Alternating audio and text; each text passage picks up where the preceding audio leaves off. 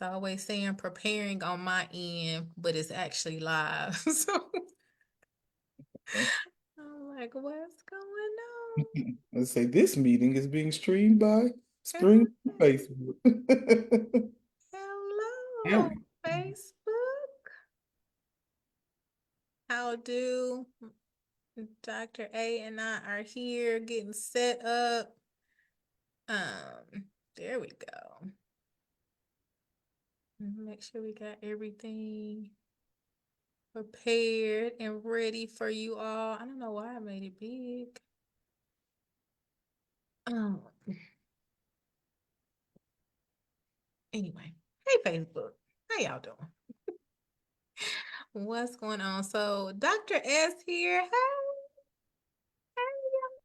I have my special guest with me, Dr. A. Hey So y'all.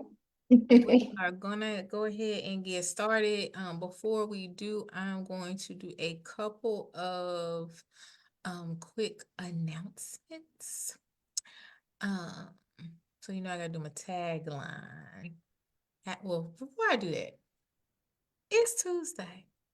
How y'all doing? Did y'all have a good Tuesday? Dr. A, did you have a good Tuesday? Had a really good Tuesday. That's awesome. That's so good. All right. So, Dr. S here dropping nuggets you didn't know you needed. And as always, it is my hope and prayer that they will help you be your best you. And as we are prepping, as I share these announcements, please tag somebody. Please share this video. You are going to want to be a part of this interactive conversation, this, hopefully eye-opening discussion. We really want to see your comments, hear your thoughts. So, tap in for sure. So, just the two things I want to mention before I turn it over to Dr. A is for those of you in the St. Louis area or just over the river, or maybe you're further away and you want to come in, we are having our first ladies fellowship brunch. And so this theme is flowers, feathers, and faith. Yay, a little cheer, a little dance. It is going, I'm excited already. I'm a foodie, so I like eating. So besides that, I'm loving the idea of getting cute, putting on my little floral and flowers and all that. That's great too. I am most excited though about the word of God that's going to come forth and the opportunity to fellowship with like-minded believers. And so if you just need an opportunity to network, to commune with ladies, to get that fellowship, to get that infusion of faith, then I encourage you to go to drshalay.com/events-1 and reserve your spot. Registration is open until next Saturday, actually the 28th. So we can get all those numbers in and get them to the caterer so you can eat good. I promise you're gonna eat good. The other thing I wanted to mention is I've been making posts here and there about 4E Consulting and my desire to be your life strategist to help you move and make that shift from stuck to starting to success. So shout out to those who participated in the introductory class. That was a really, really great. And I just decided today I wanted to do a special discount. So if there's anyone out there who you're like, I really do want to make this shift. I'm stuck, I'm stagnant. I know it's something I need to be doing. I just need some help, Dr. S. I got you. So I'm doing a special discount for a time limited, you know, amount of time. I'm not really sure what that's going to look like. So I encourage you to jump on before the discount goes away. And so when you go to drshalay.com and click on 4E Consulting, when you book your session or decide on a package that works best for you, then when you're checking out, put intro price in the code box. So INTROPRICE, all caps, intro price. You will get that discount, and then we will go from there. So now that I've done all my commercial announcements, and all my getting us started, that I am going to turn it over to Dr. A for her to talk a little bit about how this new series, Scripted Love, even came about. And be sure to share and tag while you're popping on with us. Good evening, everyone. So yes, please be sure to share. We want to interact, right? So this whole series came about. So let me just go ahead and say when the black rom-coms were like out early 2000s, I will say. I don't know the exact years, but we have like a list, right? We have Brown Sugar, we have Love Jones, we have all of those. So when I say those, you know, the ones I'm talking about. I didn't watch them. I watched one when everybody else was watching. I didn't watch Brown Sugar. Watch them. I watched one. Sorry No, about no, it's okay. I didn't watch Brown Sugar to this year, the year of our Lord 2024.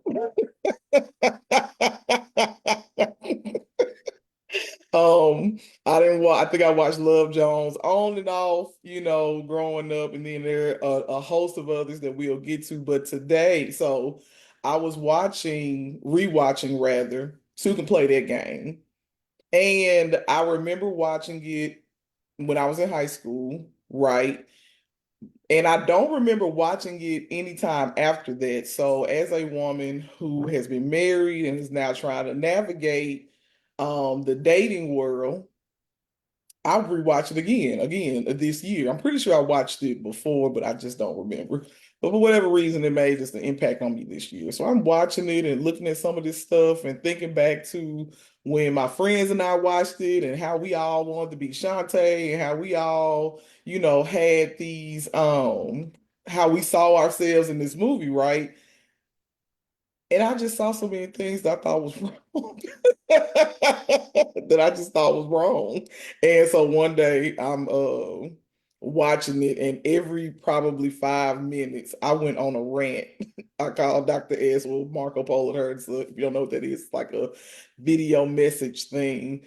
And I mean, I went on there and went off for like 10 minutes. Like I text her, was that. like, yeah, heads up, my Marco Polo is on 10 because I'm just going off with the with some of these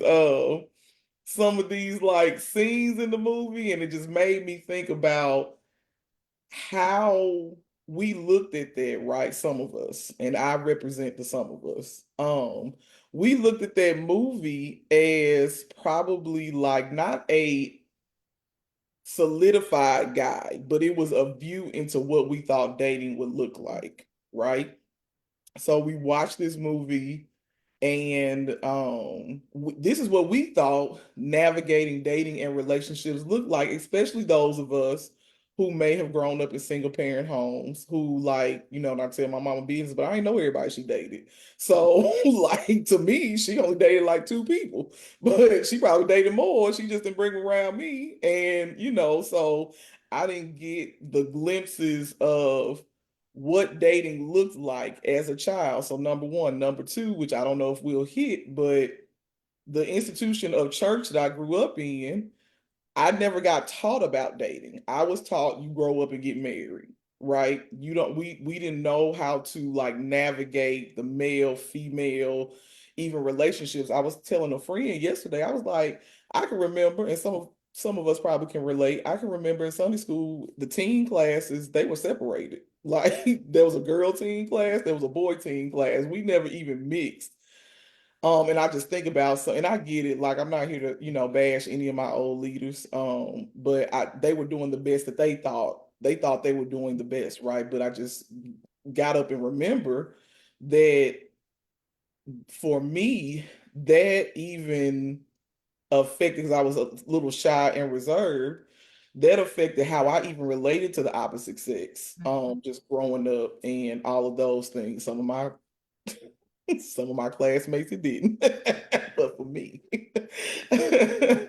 So my guiding question, I'm such a teacher, one of the questions, I'm pretty sure we'll ask more, but was this rom-com, this black rom-com, and the others that I named and others that we'll probably talk about, Was it a part of our socialization as Black women and how we viewed how relationships were supposed to work, how men were supposed to respond to us, how we were supposed to respond to men, the type of men we attracted, the type of men we put up with, like because this is on TV and my the science person in me is I got another claim to bag up the Tyler Perry movies, right? Like we watch those because we like them because it shows like some of us, not everybody, but when he first started coming out with a lot of these plays, a lot of these, they were very entertaining. Some people could identify with them, some people couldn't. And that he was painting a picture, right, that some people attached on to. And I think that was the same thing with these um romantic comedies. And disclaimer, a lot of those things didn't age well. I get it because what Two Can Play the Game came out with 2001, 2002. Maybe sound about right. So yes, a lot of them didn't age well. But When you I say that, what do you mean they didn't age well? so I was reading as I was just preparing for this, and I was reading just a lot about, for example, um the interactions, for example, the interactions between the men and women, um, the way that women, particularly one, Shantae, because she's the one that has this guidebook, how she responded to I took a screenshot, I should have printed it out, but I was reading this little thing and it was like Hmm. this didn't age well. And as we get to talking, if I can pull it up, I'll go come back and answer that question because I Okay. screenshot it so I have it. But I was Okay. as I thought about it, I was like, that might be right. Okay. Well, I want to go all the way back and thank you for those of you who are popping on. Be sure to say hey in the comments so we can say hey back. So hey Tori. Mhm. Thank you for hanging out with us and anybody else who may be watching. So I'm gonna go all the way back to why we're calling this scripted love.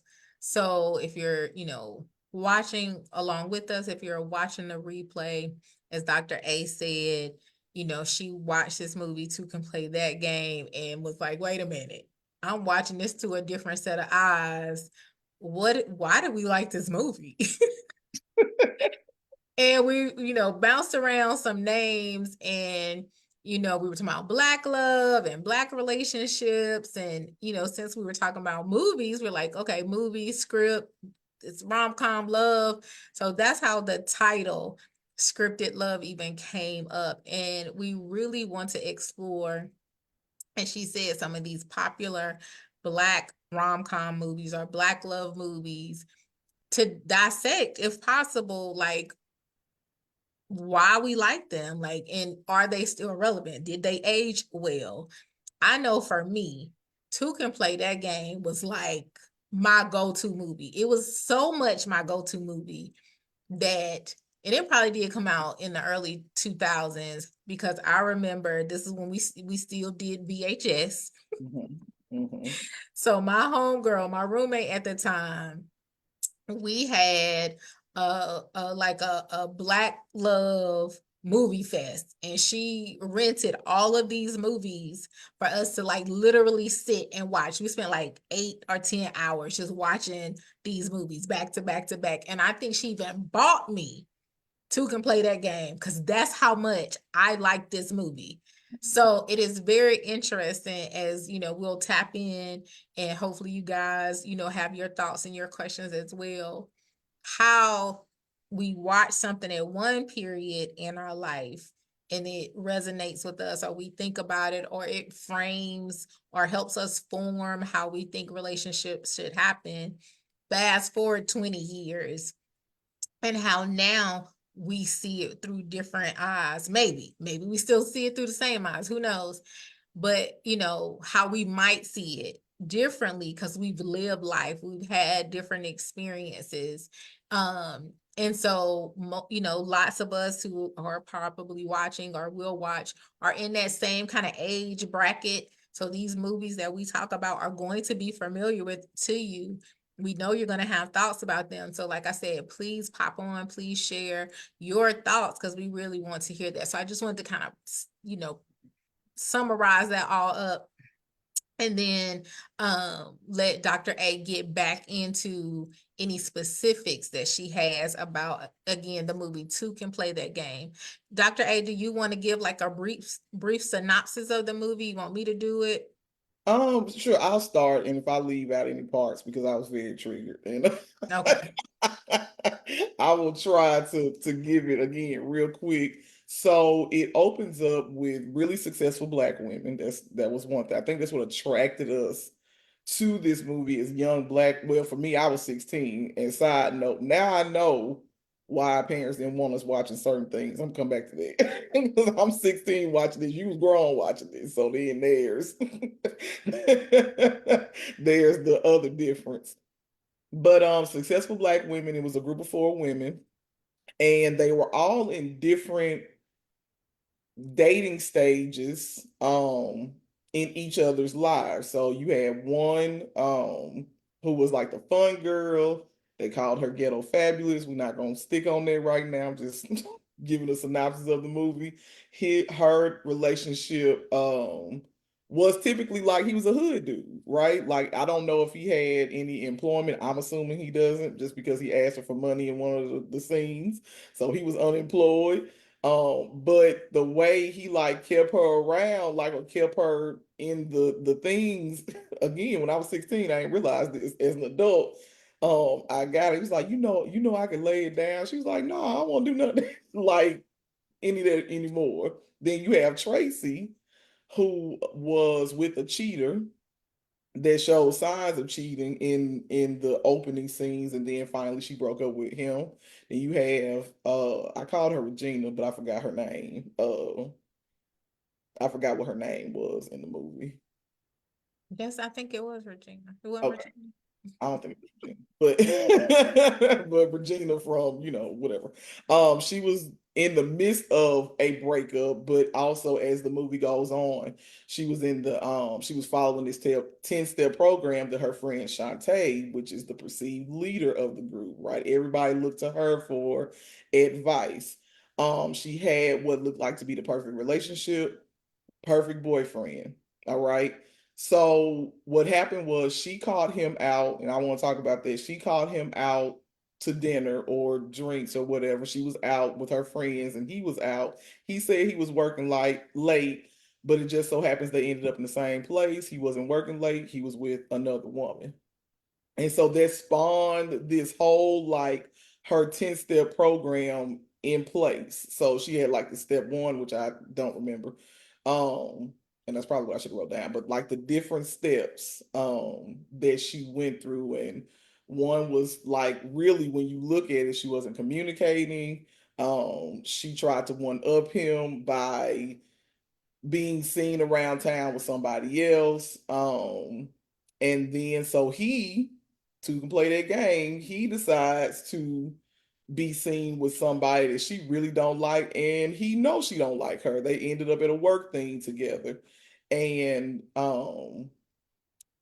they even in the throes of it, they eventually like play around with getting back together, but because he shows up at his house one night and he gets mad and say you just play too many games, and it doesn't pan out the way that she thought it would, because again she had this step program. So now that I'm thinking about it, apparently she did this with another relationship and it worked, but it didn't because they weren't together. She was talking about in the throes of this relationship. And in the end, it seems like she was ready to drop all of the games and they reconcile. Now, it is going back to her friend Regina, who was in the middle of the 12 Her step name program. was Karen on the movie. I looked it Karen, up. thank you. Yes, And it Karen, came out in 2001. 2001. Okay. Karen, again, in the beginning of the movie, she broke up with her boyfriend who she met while she was getting her car fixed. She fixed his teeth up. She basically fixed him up. And then now so he's starting to feel himself. Not necessarily not necessarily start looking at other women. He just really got into himself, and he started he started acting different than when he first met her. So they break up. His name was Michael. They break up, but in the midst of the 10-step program, she gets a ring. Karen gets a ring, and I'll get to my gripe with that. But Karen gets a ring. So, in essence, proving that Shantae's 10-step program was working, but ironically, it wasn't working in Shantae's life, which was interesting. Yeah, that's an excellent synopsis. And I put in the chat, have Mhm. y'all ever watched the game? So if you're popping on, you're watching this, we are talking about the movie. Two can play that game in this new series, Scripted Love. So let us know if you've ever watched the movie and what your reaction was. Maybe when you initially watched it. So in 2001, I was 28 versus watching it now. Matter of fact, I mean, I watched it maybe even before you mentioned it because I'm like, I love this movie. But I'm watching it now, like, yeah, I can see some toxic stuff going on. But in 28, it was I want to be Shantae. She had a good job as a marketing ad person, ad exec. She drove a Jag, which is my dream car. She lived in this nice house, and she had a fine boyfriend. Like, what 28-year-old woman? And Mhm. yes, Dr. A probably shouldn't have been watching this at 16, but Okay. nevertheless. Here we But at are. 28, I'm watching the movie like I want that's the come up, right? That's the come up to be gainfully employed, to have these things, and to be on my way to a marriage. And thinking, like, oh, well, if this person doesn't act the way that I think they should act, here are some things that I can do to get him to act right. So I can definitely see how then versus now, that movie played probably more of a factor than I've ever really considered in how I maneuvered in relationships at that time in my life. So I know, Dr. A, you kind of want to break down each character and Mhm. talk about how that scripted love may or may not be beneficial. So you're gonna start off with Monique's character. What's her name? You said Desiree. Deidre. Oh, okay. Deidre. Yes. So Deidre was, and that was at the when, well, not the peak of Monique's career. She had been out like before that, but that was like her movie career, and she was all about plus size and living loud and proud as plus size, right? But they again, the other three girls, which this might lead into a whole nother discussion. The other three girls dubbed her as ghetto fabulous. So I don't know if she was dubbed as ghetto fabulous because she was loud. I never knew at 16 and then at 38, that's a long time. Why they dubbed her ghetto fabulous other than she was loud. Like and like she loved herself. She lived well in her skin. Um, but she also like her relationship, quote unquote, was with a guy. He had grill, as we call them, fronts. The only time she referred to him was how good. I hope no kids are watching this. How good he laid the pipe. That's the only time I ever heard about that man and Deidre, right? It didn't go into like really specifics with them two, but that was the only time they referenced it. So wondering like, going with the bad boys or um like and that's true. Clear reason, right? Another clear reason. How can I say this? Be careful who you giving yourself to because you'll be in situations way longer than you need to be. Like that's it. Like he was asking her for money. So again, that don't tell me he was, that he was like regularly employed. Again, I could make inferences and innuendos, but that's all going off of the what 3 or 4 times that she was on the screen and the one time that he was on the screen. Yeah. So I let me think talk about that. Hey, hey guys, popping on. Hey, Queen Stacy. Hey, Marsha. Hey, y'all. Um, so you said a couple of things, and as you were talking, I was like, her relationship with dude was situationship before situationship was a hashtag. Like they had a situationship. They had a relationship that seemed like you said, we're kind of putting our thoughts into it. That seemed like it was mostly a sexual relationship, and that despite the fact that I want to say she said when she had that interaction with him that like he don't have a job. So I want to say that she actually said that he's not employed. He playing cards with his friends. He maybe is not ideal, maybe, but because he was good in bed, she's like, that's why I'll continue to put up with him. So again, if you watching this at 16, you watching this at 22, you watching this at 28, and you're like, huh. So if I'm in a relationship with a guy and he's really not offering all of the things that I would like in a mate, but he's good in bed, I'm gonna keep him. I'm keep. That may not be. Now again, I want to hear from y'all because we are sharing our opinions, and for me, reflecting back over the 20 years that have had lived life between this. So, perhaps then I might would have been like, oh, okay. You Mm-hmm. know what? He don't do everything he's supposed to do it because he holding it down in this one area. I'm gonna let all the rest of this stuff slide. And even that, like, it's a situationship, right? Like, because in that one, like you said, he was playing cards, and it again, I don't because again, I was fire hot when I was watching this. So from what I can remember, you can correct me if I'm wrong. They possibly could have been gambling because his friends were around him, and like he lost his money. So hey, let me get my money from my girl. And she's like, "No, I'm not giving you." You know what I'm saying? Like Mm-hmm. when I was younger, I just looked at him as asking her for money. But Mm-hmm. then it's like you in the midst of your friends, now your woman giving you money, which as we know, or not know, but as we can speculate, as probably some of us can experience, you transferring power, like 'cause I'm the one giving you money. You ain't giving me no money. Like you not keeping me together. I'm the one funding you, basically. Mm-hmm. Mm-hmm. And again, if I want to keep you, because I don't know nothing about his name Rodney. I'm just gonna call him Rodney. That might not have been his name. But um if I want to keep this guy in my life, the only thing he giving me is I say is I say sex and stress. That's the only thing he gives. And it's a bad cycle because I get stressed out. We have sex.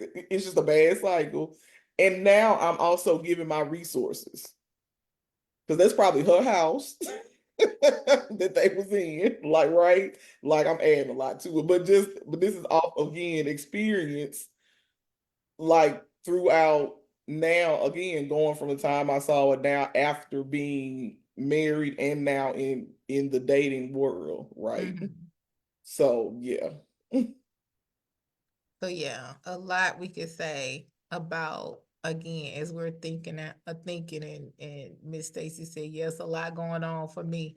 Yeah, I mean and again it's so interesting and thankfully, right, how we have grown and morphed over these 20 years since perhaps the first time we have seen this movie. So recognizing that maybe it again, we're sharing our opinion. So I don't want anything that I say to come like if you are how you say her name, Anissa? Deidre. Deidre. Deirdre. If you are Deirdre and you kicking it with dude, and that's how you living your best life right now, I'm not talking about you. I'm talking about the movie. What I'm saying is for me now, yeah, that ain't cutting it. And I may or may not have experienced that in my life, not the hood I have side. experienced it. I have experienced it, and And then it's all you giving me. we will not be experiencing it again. We But don't at get to 28, at 30, it. it was tolerable. But now I'm like, no, I know better. But Mhm. part of the whole point of this series is to discuss the fact that if we, and anybody can watch this, but we talking about Black women.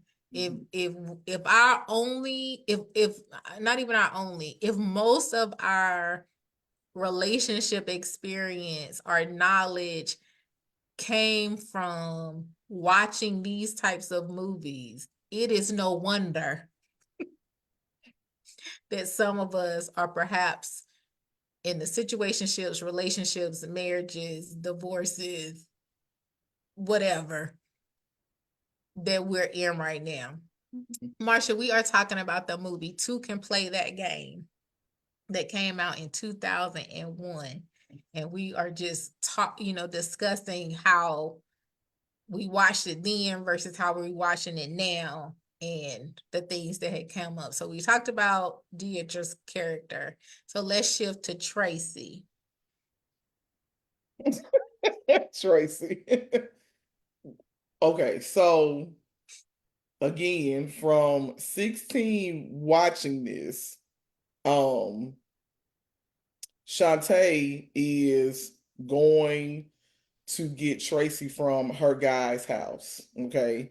Tracy's montage, that's what we're going to call it. Tracy's montage with her guy is that he's a liar, he's a cheater. They walking down the street. He's literally visibly turning his head to look at another girl walking in the other direction.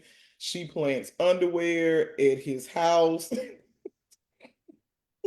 And then he lies about it. He was like, "That's yours." She was like, "No, it ain't, because these too big." Like, that was one of Shantae's tips.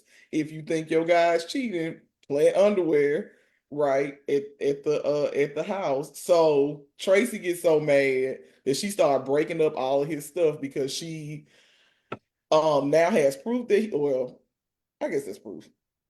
Other proof that the movie doesn't show, but proof that he's cheating and he's still saying you overreacting. So she basically breaks up his house. Shantae is like, if you gonna do your dirt, go to the girl house so she can break up all her stuff and start breaking yours up. All of these things, right?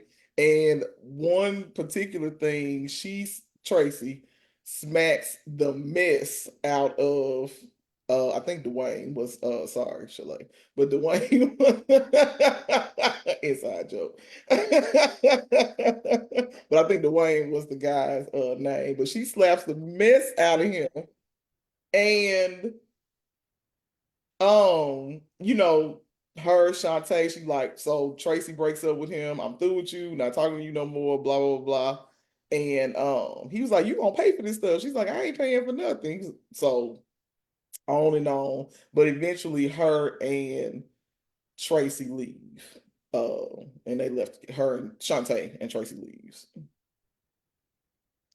So why is that problematic? I'm gonna tell you why. One, we are in a climate probably before, because I got married when I was like 26. I was married from 26 to about 30, 31. But I have never put my hands on a man. Like ever. I'm a teacher. I tell young girls, as well as young boys, y'all keep y'all hands off of each other. But I tell young girls, these boys are not being raised to keep their hands to themselves or walk away. They are being raised to hit you back. So me thinking about me watching that at 16, me thinking, thankfully I have never done that, but me thinking that it was okay to put my hands on a man and hoping that he walk away, I don't know. Like nobody deserves to put like if it got to that fever pitch, then I don't need to deal with you. Like if I'm rearranging furniture over you, if I'm demolishing your house, if I'm doing all causing property damage, I don't need to date you. Like we need to cut ties.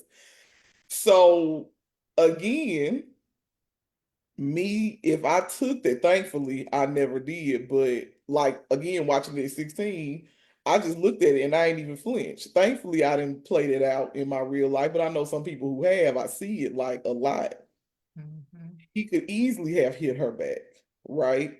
And then it shows that she knew, maybe not maybe, she knew he was a cheater for like you to you plan stuff.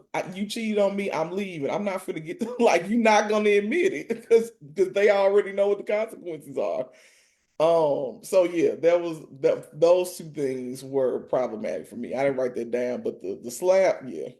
Yeah. Yeah, yeah. You know, again, so well, no, probably every character in this movie I have been at some point in my life. Um, and I have definitely dealt with men who cheated, Mhm. that I knew cheated. Um, and so at 28, watching this, I would like to think that I was on the part of the hill where I'm like, nah, this ain't cool. Like cheat. If I'm suspecting that you cheat, I'm not going to try to figure it out. I'm just gonna go with my, women's intuition Mhm. and trust my gut Mhm. and gonna let you do what you need to do. And I'm gonna be over here minding my business. Um, but again, for some of us, maybe watching that movie, maybe based on our life history, maybe based on the women's experiences that we had seen, maybe we think that that's okay to be in a relationship with someone who is unfaithful to you, and to be in a relationship with someone who is unfaithful to you, and you know that they're unfaithful to you, and you still choose to be in that relationship. And then, Mhm. like you said, I hadn't even thought about the physicality, which, like, again, is problematic. That hadn't even crossed my mind. Like, so him. Um, so yeah, definitely, everybody can get charges right about now. So not only charges, but additional harm whenever when you said that. For again, for those of us in my kind of age bracket, I think it was it Eddie Murphy or Martin Lawrence? Might have been Martin Lawrence who talked about, like, I had never hit a woman. Maybe it was Eddie Murphy. I don't know if y'all know this joke. Y'all comment and let me know which one it is. But one of them was like, I had never hit a woman, but I shaked her, out of her. So Sound like Martin Lord.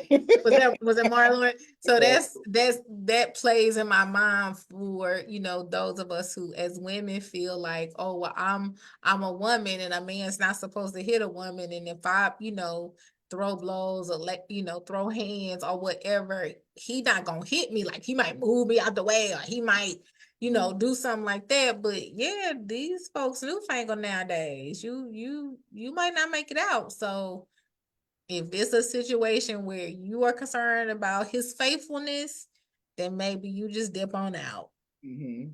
and move on. But if this was your one of your only frames of reference, you might feel like the cheating and the physicality is okay. Just Mhm.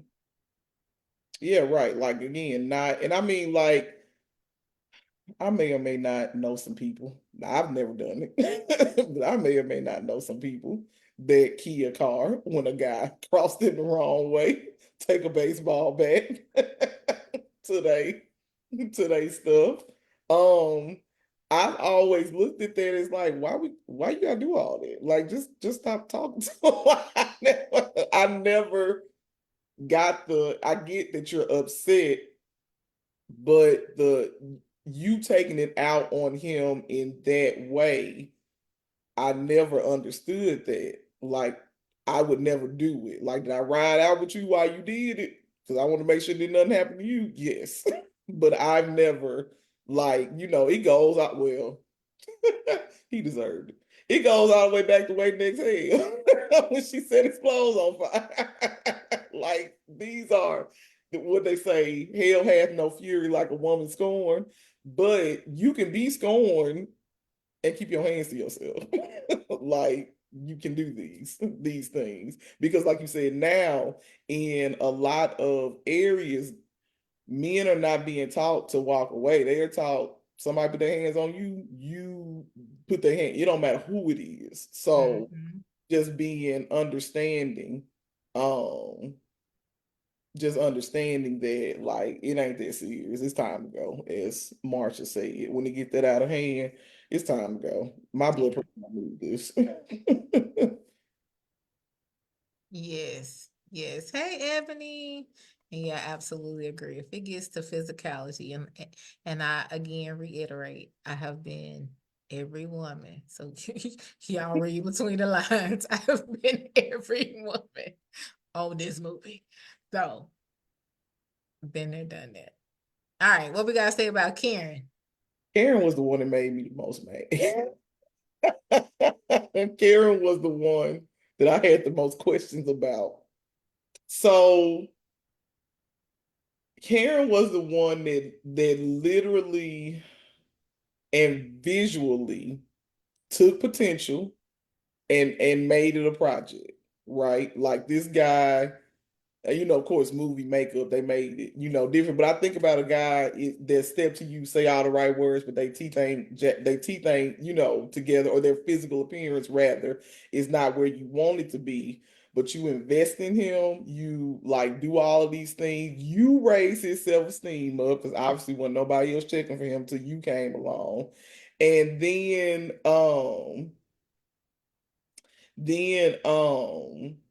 he started feeling himself. Right now, he like, oh, I'm cute. You know what I'm saying? I'm Blowing kisses to herself in the mirror.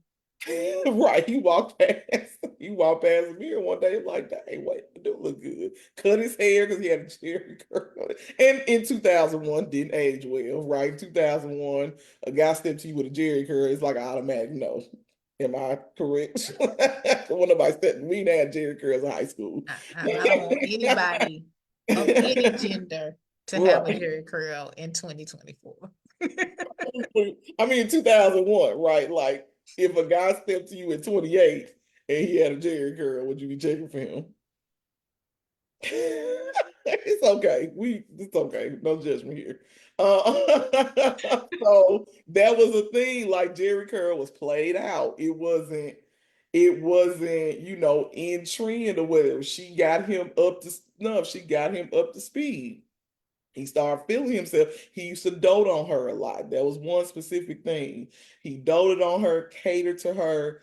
Then when he started feeling himself, he stopped doing these things, right? Like she tried to glow up, thank you. She tried to like on one scene in they were watching, well, he was watching game probably, and he just was like not as attentive, and all of those things. He was like, I'm really protective of my feelings. I've been hurt. And I'm Right. protective of my feelings after this woman, and now all of a sudden you protective of your feelings after this woman that probably moved you in her house because she was like a vice president or something. She was really successful in business. So and you were a mechanic, sir. So she probably moved you in her house. And now all of a sudden, because she getting too close or whatever, you feeling yourself. Um, Now I'm protective of my feelings. And so they ended up breaking up, and Karen is at Shantae's house, doing what we do, crying, sniveling, whatever. But the parallel, because Shantae is talking about this 10-step program as the movie progresses. Um, I forgot what day Karen was on, but whatever, they were in the mall shopping together, and Karen flashes this ring like Michael proposed, and they all got excited, and then that's when I really went off. I was like, why are we excited? Like, like why, like he's already showed you what he was, and why are we all getting out? And I remember at 16, I was like, oh my gosh, she got a ring. 16, I didn't. 38, what we jumping up and down? Like, and again, it goes back to what I started with, right? Like, for a long time, not so much now, for a long time, as women, the being married, that was the end all be all. Not you being successful, not you being the best at whatever you, because there's some women, I love these women, like they just want to be the best mom and wife they can be. I love that's what they see, them, that's their purpose, right? Like, but as me, because I'm gonna say me, growing up, like being married and being what I would have wanted in a secure relationship, that was all I wanted to do, right? And so it was, I used to hear probably on TV, but women who got like 4 engagements. I'm like, I ain't got one. I ain't got to have, like, you got four and turn them down. Like, so it was, and it still is. Don't get me wrong. I'm not downplaying marriage. I'm just making a point.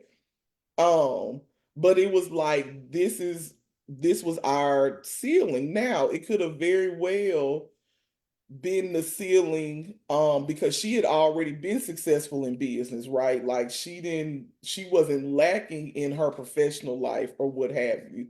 So that might have been the and I thought it was really interesting, and maybe because of the time, again, probably didn't age well, it just showed a blurb, like earlier when Sha-Lai was talking about, it just showed a blurb. Boom, this is Shantae and she's, in marketing. Boom, this is they didn't say Tracy, they didn't say Deidre, which kind of interesting. They talked about the two successful women were the women that were in these also quote unquote successful relationships, right? They didn't focus a lot on their and it was a romantic comedy. It's just a general. This is just me now talking. They didn't focus a lot on their success outside of their relationships, and that was the whole premise of the movie. I know, don't come for me, but but they didn't focus on that. They just, this is what they do. Now let's look at the relationship. But the point is, that's what we looked at as being the end all be all, right? I remember, now going back to real life, I remember when I was married and I had a friend that wasn't, and that's all she wanted to do was be married. I'm like, girl, you don't want these problems. You don't want, like, I gotta pick up his drawers, and because it ain't about me no more. It's like, so you know what I'm saying? But I remember that those conversations happening, right? And how, yes, it's not a bad thing to want to get married. I still want to get married. So it's not a bad thing to get married or want to get married. But when they were so excited on the escalator, I'm like, are we that excited of a ring that we forgot? Like, I'm about to say, what this Negro, I'm gonna say something else. How he was treating her. And I see a comment, did the norm change? I think in some ways it changed because now the messages that are out there is that the ring is not an end all be all. I don't want to get on my soapbox, but I'm gonna get on it a little bit. So it's interesting that we have some men who will say comments like in today's social media streets. Well, what's your plan B if you don't never get married?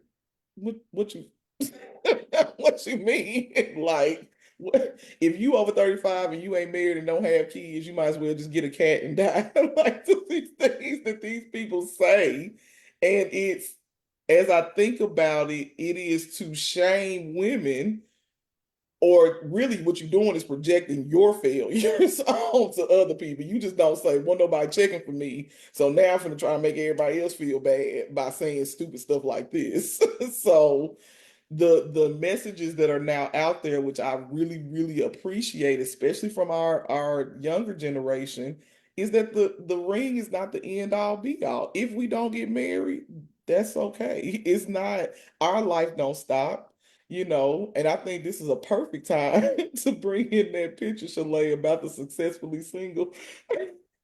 I've I been thinking about how to put that in there. I can definitely speak to that post that I saw. Before I do that though, I'm glad you answered um Danika's question. And hey, Marissa, and anyone else who is popping on, thank you for hanging out with us. We really appreciate it. And feel free to share this video and tag people who might want to be a part of this conversation. So if you're just popping on, we are talking about the movie Two Can Play That Game. And this is our new series, Scripted Love, where we're talking about like how maybe we learned about relationships and in particular Black love from Black rom-com movies and like kind of dissecting a little bit how these may or may not have been the best examples for us to review. So yes, Karen's character was very interesting because I think she that character represented kind of this, I don't know if myth is the right word, but where you can have all of this stuff and you still not be complete because you're not yet married. Mm-hmm. So as Dr. A said, she is this ad exec, you know, she has all of this, like all this stuff going for her. And the only thing she doesn't have is a man. And perhaps is so desperate to get a man that she is willing to I'm gonna say this is not to offend anybody, but to settle for someone who may or may not have been uh her caliber. Now, this is why I'm saying like I don't want to offend anybody because I don't think it's nothing wrong with a blue collar brother. I don't think it's nothing wrong with a mechanic, custodian, garbage collector. Look, they got benefits. Listen, postman, come with it. I'm cool with all. God, lasting benefit. So you know Like, what I'm saying? So I'm not coming for the blue collar worker. That's not what I'm saying. What I'm saying is what happens when we as women are watching, like I got all this stuff going for me. And because I feel like I'm getting these messages, whether internally or externally, that I am not fully walking in my whatever. Femininity is the word we're using now, but I'm not fully walking in fill in the blank because I don't have this man. And so she gets this man who, you know, like Anissa said, with the makeup and all that, mouth jacked up, Jerry curl, all of this. And she spent money out her pocket to fix him up, not encourage him to save the money or you know get the care credit at the dentist. Like she's spending her money to fix this man up to make him into this person that seems like he would be ideal for her. And then she does all of that work. And then this man don't want to be with her for real no more. I can relate. Been there again. I've been all of the women. So what does that say to us as Black women? That we can have, we can be degreed, we can be jobbed, we can be homed, we could be card, we could be best, we could be all this stuff. And somebody somewhere is going to say, perhaps, but you still ain't got no man though. mm-hmm. But you still single though. But who gonna marry you? Who gonna what? You your standards too high. Ooh, you want too much. You high maintenance. Am. You know what I'm saying? So again, at 28, I'm watching this like, okay, if he got potential, I can work towards this. Versus now, as the meme that was going around a while ago, if he ain't potential,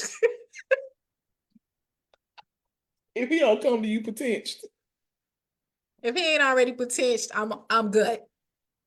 I'm good. I'm good. And so I'm gonna read these comments real quick and then I'm gonna circle back to the successfully single thing. So Ebony says she been there. Marsha said dating should be about gathering the data. I love that phrase. I have learned that just recently, dating a guy who is totally opposite of me, but the kindest person ever. So why not give him a chance? Wrong. There are some things he can work on. Sometimes I feel like I'm settling. Yes. And I mean, again, whether you've ever seen this movie or you just relate to some of these Black love stories, that's kind of sometimes be the feeling that we get, and depending on who you're talking to and what statistics you're reading, they make it seem like Black women ain't gonna never find love. So, we possibly feel like our only option is to consider someone who might not be fully on our list. And Dr. A and I have these conversations all the time about, well, what if he's like 95%? Well, Mm-hmm. what if the things that are missing are negotiable? Like that's a different conversation. We'll watch that and we'll talk about that for a different movie. But yes, like this movie in particular, two can play that game, and this character in particular, Karen, makes us feel like has the potential to make us feel like you gotta settle. So successfully single. I saw a post where it talked about basically don't the way I read it was don't get to a place of being successfully single, because if you are successfully single, you are somehow negating the fact that you want to be married. And I disagree with that statement, because I feel like Paul says, in whatever state I'm in, I'm gonna be good. So if Mm-hmm. I feel like if I'm being successfully single, that means I'm just enjoying my singleness. And if I meet someone and it, evolves into a marriage, then I will be successfully married. but right now, I'm successfully single and I'm good with that. And Stacey, you say you disagree with that statement too, that we can't be both, right? And that was the want to make sure I'm reading your I disagree correctly. So, I am a believer in both and. So me being successfully single does not negate or someone's potential desire to be married. So Anissa, I know you have felt some kind of way when I shared that post with you too. Because I didn't understand like what she was saying. Like it was like,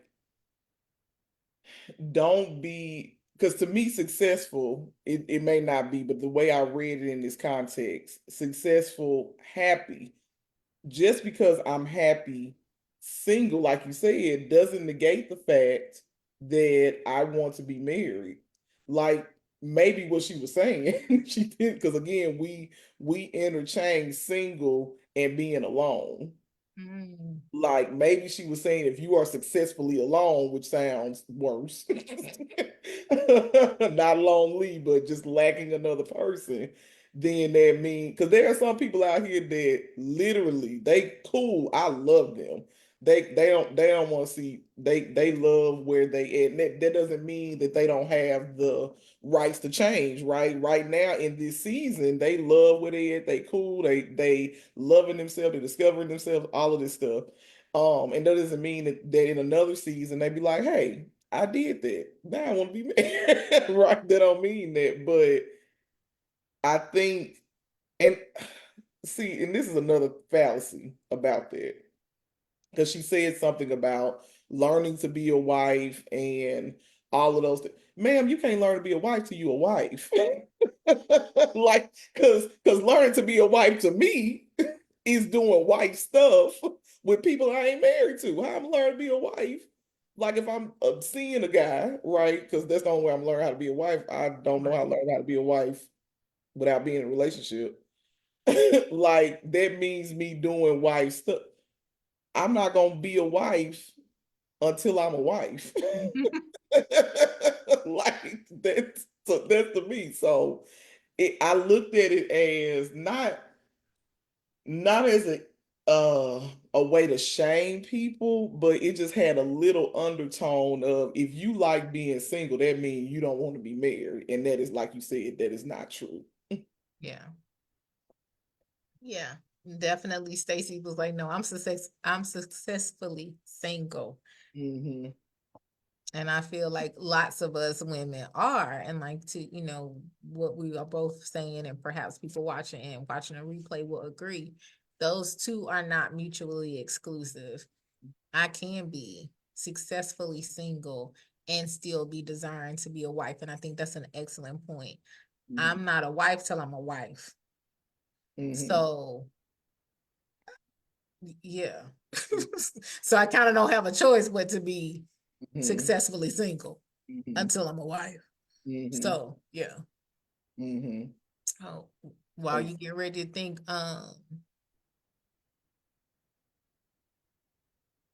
okay. Stacy mhm, said, I think you can be a wife in your home as a single woman. I mhm, didn't stop being a wife after my divorce. I'm just a wife in waiting. mhm. Okay, wife in waiting.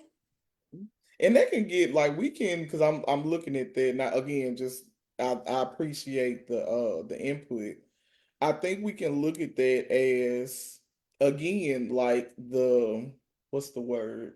You're right, the distinctions, right? And if we want to go as you brought up Paul, if we want to go with what the word says, it says he who finds a wife, not he who finds a girlfriend, not he who finds a baby mama. You know, no offense to baby mamas out here.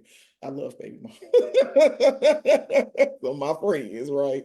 But it says he who finds a wife, but I really want to look at that and see what that means because that means when the man finds her, like when he finds her, does he deem her a wife? Like we've had conversations about men knowing in the first whatever, the first 5 6 months, that's my wife, right? Because I'm displaying the qualities of a wife. Like I am I'm a help me, I'm just going biblical because we can all define what a wife looks like. I am this, I am that.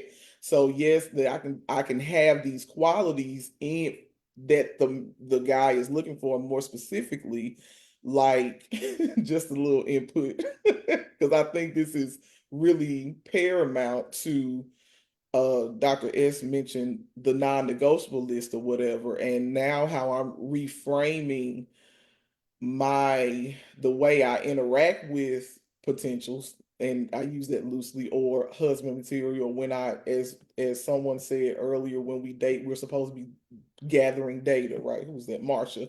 When Marsha said earlier we're supposed to be gathering data, I'm now seeing if you line up with these qualities, right? Like because it's the qualities that's gonna keep you. And I think the same way, like you have these ingrained qualities.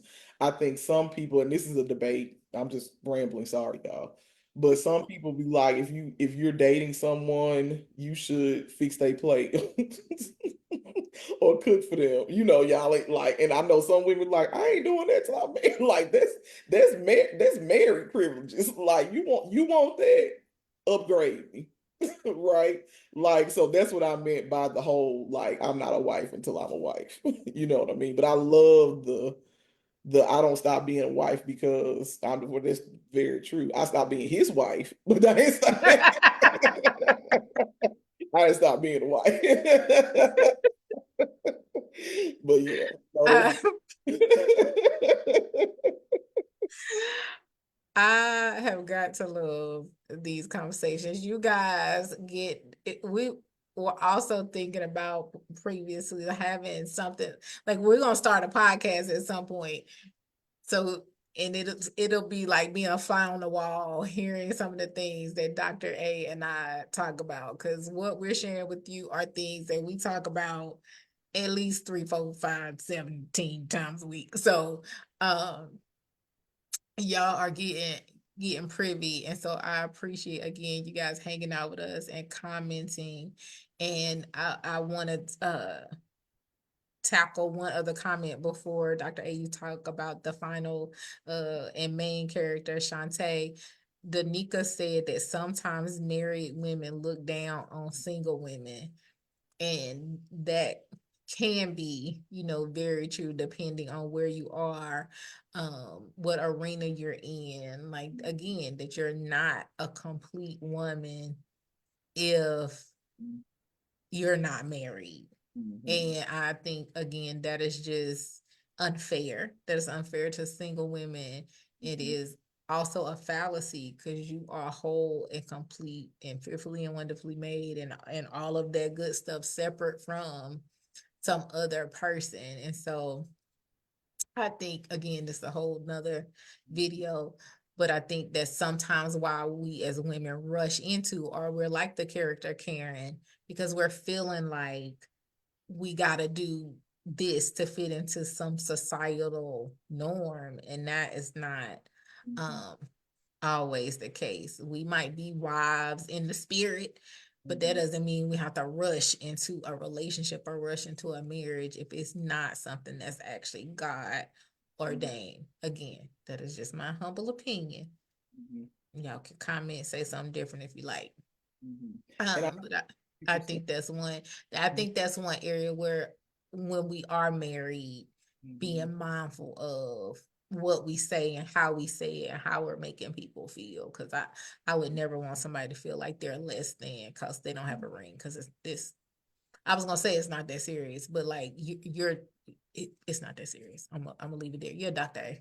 Yeah, no, I think that's just the messages that we got. Well, my crew that was, and I'm pretty sure you too, but like now these new kids, that's not the message they getting.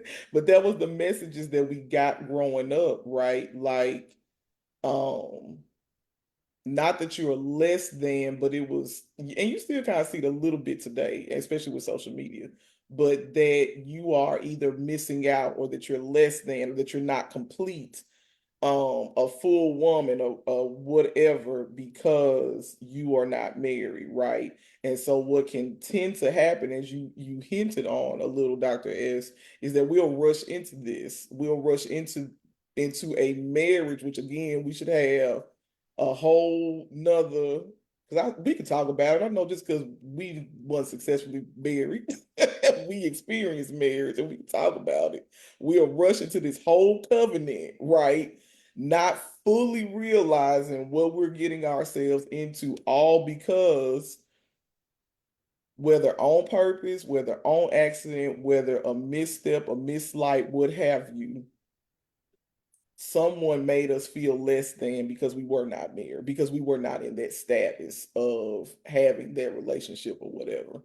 And again, those were just like this movie, nothing wrong with it. I know it's a movie, but think about you 28. So your frontal lobe was a little bit more developed than mine. Right. I was 16. So your frontal lobe don't fully developed about 25. So imagine, a whole bunch of 16-year-olds and under 18 and 18 and over from that whole period, all of the people that consumed this and also had not been taught correctly about relationships, had not been taught correctly about marriage and why you should get married, why you know what I'm saying, like all of the things. And they see this and it's like, now I'm a part of the marriage club. Now I can say that I have achieved all of what have you. So yeah. Yeah. You want to talk about Shantae and Miss Marsha has said she Okay. really enjoyed this and asked how often we would be doing it. So I said every other week, a month. So we'll see. We'll see what thus saith the Lord. But We got, definitely we have we got a many couple more more movies that we can talk about and break down. So we got a couple. that we want to Um, talk about. so Um yeah, go ahead. no. So I was gonna say, so did you want to talk about Shantae or do you want to talk about some of the movies we are going to eventually get to? Oh yeah, go ahead. I know Brown Sugar is one that was a popular. Again, like I said, sorry, y'all, I ain't see it till I was grown, like grown. So, Brown Sugar, Love Jones. I know I'm missing out on some, so feel free to jump in. Those Brown Sugar, Love Jones, Love and Basketball, a crowd favorite. Love and Basketball. that triggered the mess out of me.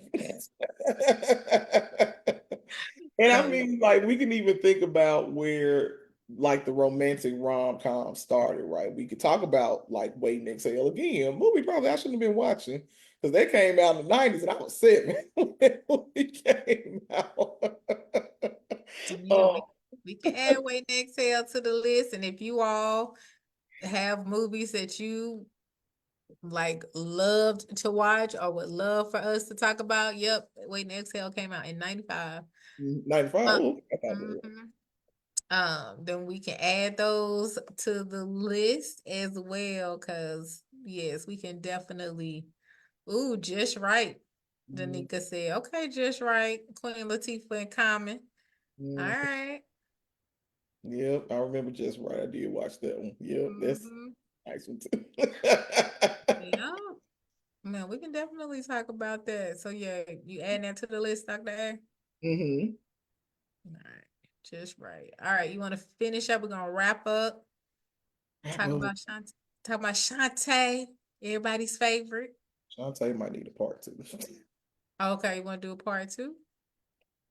But Shantae was again the perceived leader, right? She was the one that her girlfriends looked to, when they were talking, she would just give these little Shantae isms, never let a man, so I don't remember off the top of my head. I should have wrote down stuff she said. But never let a man, blah, blah, blah, blah, blah, and they look to her for the wisdom, right? So her, interestingly enough, she had to show her self, if you will, taking her own advice, yet it did not work out in the way that she thought it would work out. Ideally, by step 8, 9, he banging down her door for a proposal, and that's not what happened, right? And so when she caught him with the coworker, now we can negate, I don't know, that's a whole nother one. Like the point is he lied. Now, was he cheating? I don't know, but he lied. He said he was working late, and where he He really didn't was, lie. he didn't He lie. just didn't Okay. tell her So he omitted the truth. that he was going to the spot because he was working late, he Okay. said. They Mm-hmm. got hungry Mm-hmm. and ended up going to their restaurant. Okay. Okay. Mind you, I've seen the movie 500 Yeah, million. no, you good. But I'm just wondering, like, so when she caught him, not caught, when she saw him with the female, Mhm. she trying to save face in front of her friends first, because they like, what you gonna do? Like, like you gonna go do something? And so she played it real cool. She was like, she was like, hey, how you doing? We'll talk about it, like, talk to you soon.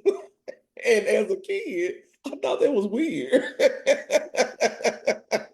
Not that I wanted her to blow up and be like, but it was just like she talked to him like they She wasn't was dating. too calm. She was too Yeah, calm. That make you they wasn't scared. dating. But like she talked to him like that was her guy friend. I mean, like not her boyfriend. And in the movie, she just yeah.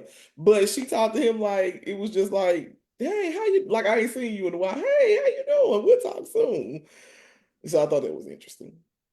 So Yeah. as opposed to her telling him, hey, I didn't like it that I saw you here and them having to talk about it. What I perceived to be, she went into this whole punishment thing. What I perceived to be like, he would call her, she'd be like, I'm in, I'm in a meeting, or sending the voicemail, or just not communicating. And they kind of play this cat and mouse game. That's really what it ends up being. Um, and I just think that was the one thing that I picked up, that I was like, why she just didn't tell him why she was mad? Like, and of course, that would have cut the movie off. That would cut out Right. but I do think it's some credence, because I'll admit I don't always know how to communicate with members of the opposite sex, especially like, so I saw that at 16. I said 26 earlier. Got married to my first husband at 22, 23. Right? Like, so not saying I use this as this blueprint, but I didn't know how to communicate with my husband. I didn't know how to, like, I remember specifically times I threw a full out tantrum on stuff. Probably didn't deserve a tantrum at all, but it could have been something real minor. But I did not say to him, "This made me upset. This made me upset. This is why this made me upset." Right? Like I never did that, and I'm just thinking, like, not saying that if I saw it on TV, but just even I was so enthralled. Again, we said girls wanted to be Shantae, and we looked at her as not idolizing, but we looked at her as like this leader.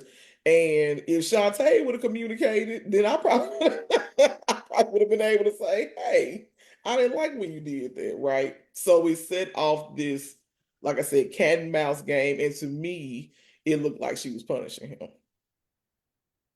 Yeah. So thoughts on Yeah. that. No, I definitely agree that to a certain extent, her character for some of us could have been the blueprint by Mm-hmm. which we were trying to, pattern our model, our relationships after. And I completely agree. And I'm thinking, in today's uh time and scenario, if I'm out to dinner with my friends, and Mm-hmm. if Two Can Play That Game was made in 2024, a Mm-hmm. group of friends hanging out, she gonna text them.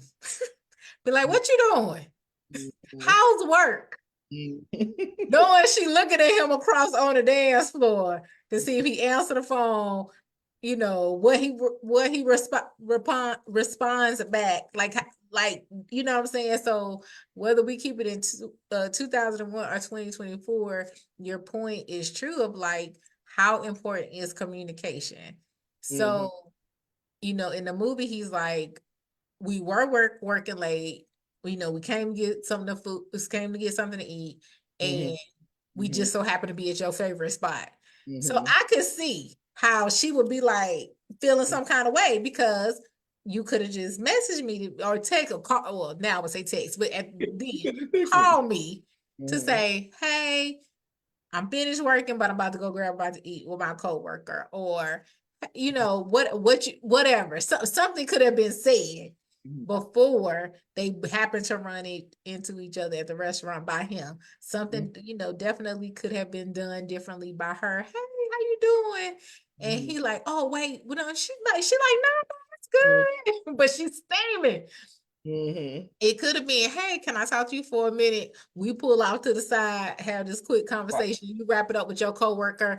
I wrap it up with my girls. We good. Like you said, then the movie would have been 30 minutes long instead of 2 hours. So yes, we get it. Y'all trying to make the movie. And Mm-hmm. the point of like having that healthy communication, right? Keeping each other informed. Mm-hmm. And right. And Danica said, where's the trust, right? If I know you a good man, I'm a good woman, I should trust you in Mm-hmm. this scenario. And then to your point, Dr. A, not only did she not communicate and express how she felt, she drug out this, I'm not gonna answer calls, I'm gonna rush you off the phone, I'm gonna bring you your stuff back, I'm gonna entice you sexually but not give you like all of that could have been avoided with a simple conversation. And Mm-hmm. so, as younger people watching this and we're figuring out Black love, we're figuring out relationships, we are seeing perhaps again this being reiterated in our own family lives. Like you're not honest. You don't tell how you actually feel. Mm-hmm. You play these games in hopes that your partner will magically and miraculously figure out what you're trying to say and how you're feeling without you actually using your words. Mm-hmm. How we thought we was gonna be in relationships like that. Mm-hmm.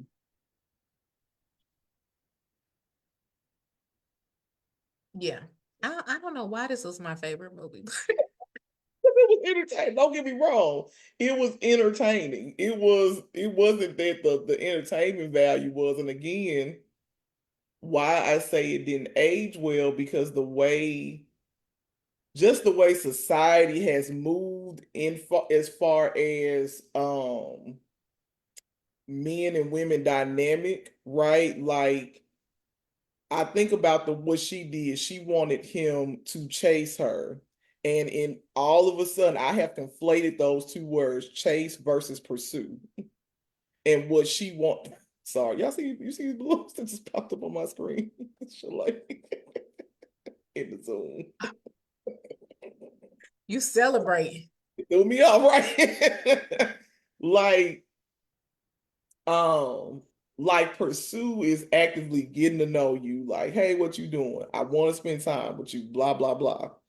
But chase is I'm gonna rush you off the phone, but I want you to call me back. I'm gonna not return your phone calls, but I want you to make sure if I want you to make sure you call me in, the next couple of days. And if you don't, this is what I'm going to do. It became a little almost vindictive, right? Oh, And it's definitely vindictive. oh yeah, yeah. Like it just didn't, yeah. And so the reason I brought that up, I remember I was sharing with you.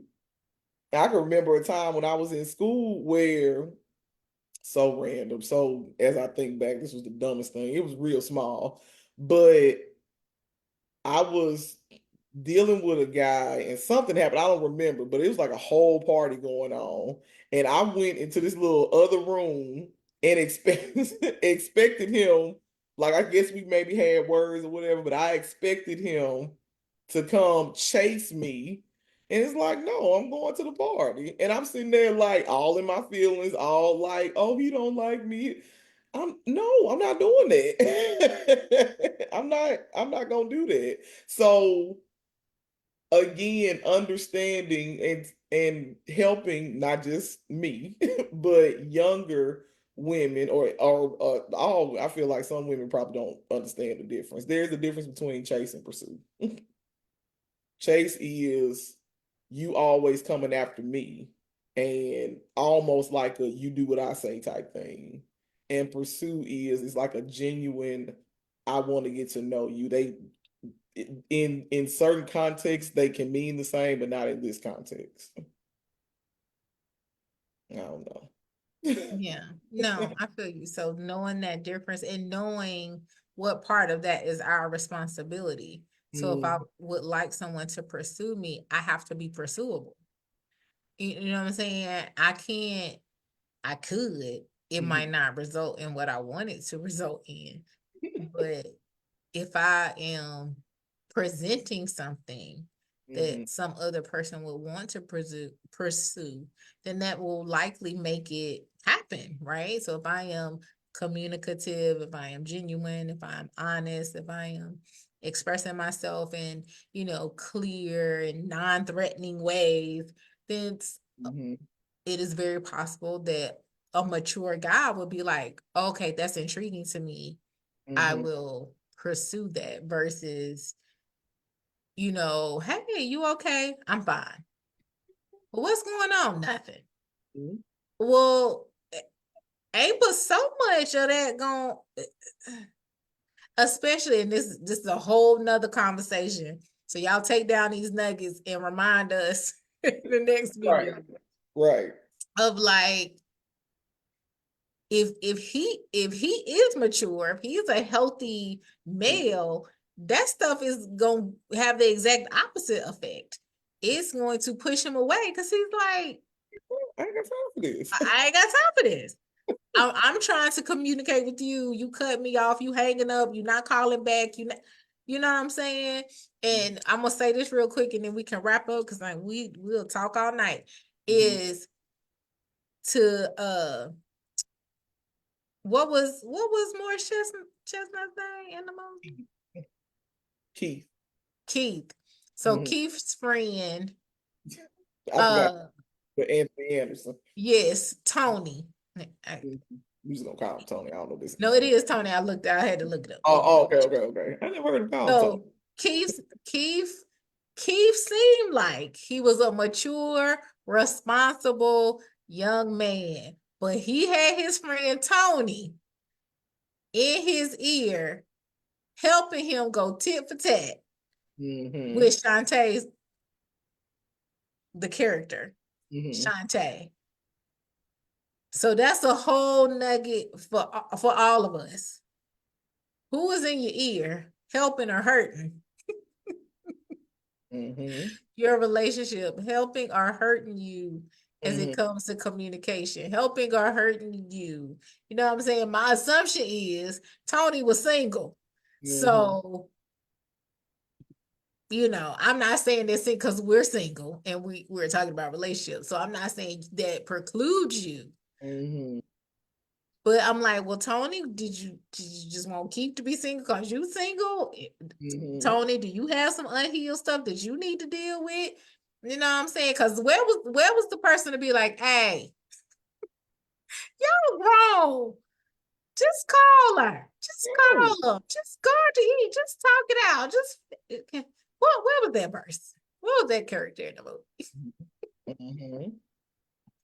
So yeah, so we have spent this time started this kicked off our new series, Scripted Love, where we'll be talking about things that we learned, possibly faulty things that we learned from movies back in the day. This was just our first movie. We will definitely be back. We're trying to figure out if it'll be like every other week, if it'll be monthly, whatever the case may be. Y'all have given great suggestions on additional movies, and we definitely want to tap into all of them, especially if it's going to help us make that transition from maybe believing something or behaving in some way that is not best serving us and where we're trying to get to. Dr. A, do you have any final words?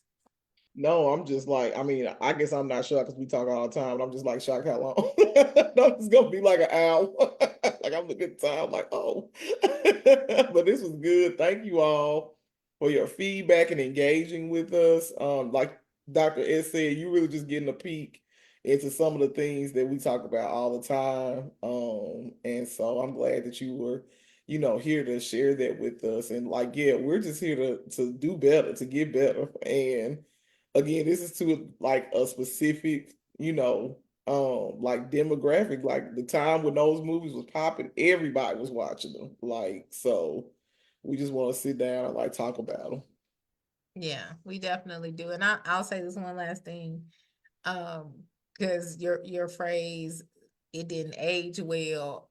I will say though, I Mm-hmm. have watched more recent shows like Mm-hmm. Harlem or First Wives Club or different things, and some of these same messages Mm-hmm. Mm-hmm. are still prevalent. Mm-hmm. And so, maybe it is having these types of like, Mm-hmm. round table, real talk conversations that will help us not necessarily get all of our information from something that is scripted, again, that someone somewhere has written out, or even reality TV. Mm-hmm. So I again thank you guys, thank you Danica and everybody else who has joined and commented, who shared and tagged and all of the things. Definitely be on the lookout because we'll do this again.